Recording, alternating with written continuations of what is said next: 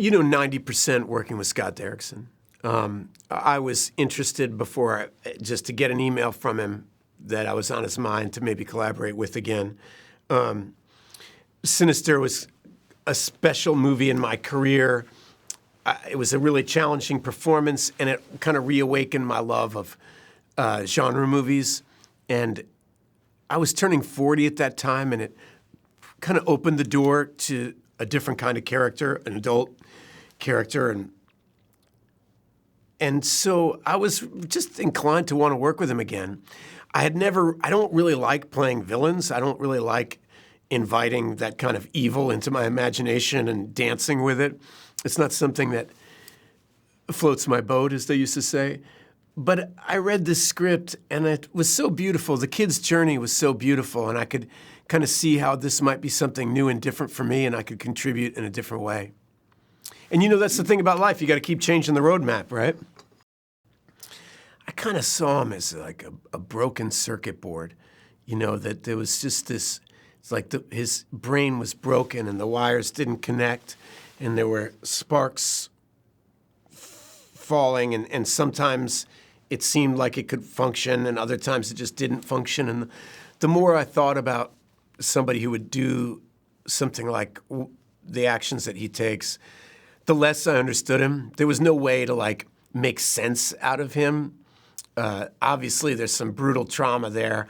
Obviously, there's some immense shame at work. And what is driving it is mysterious. And I just decided to throw myself at it. The script is really well built.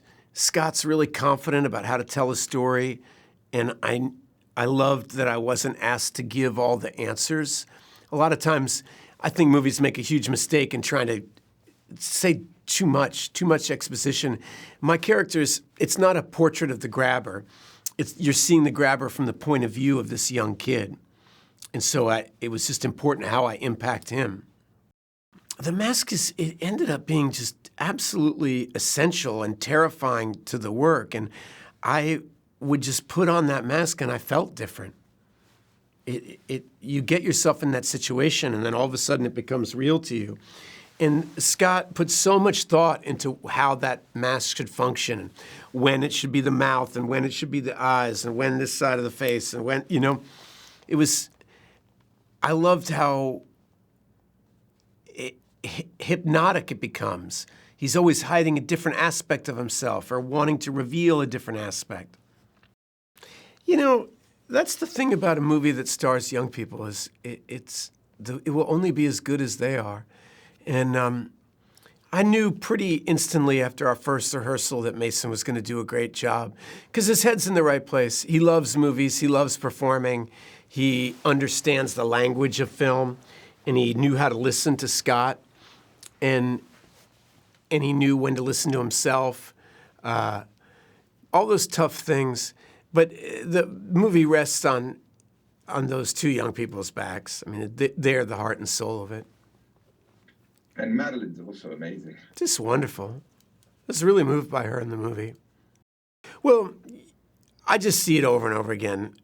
There's a certain continuity to the people that do this job well, and it's mostly passion, attention to detail, and an ability to get the best out of others.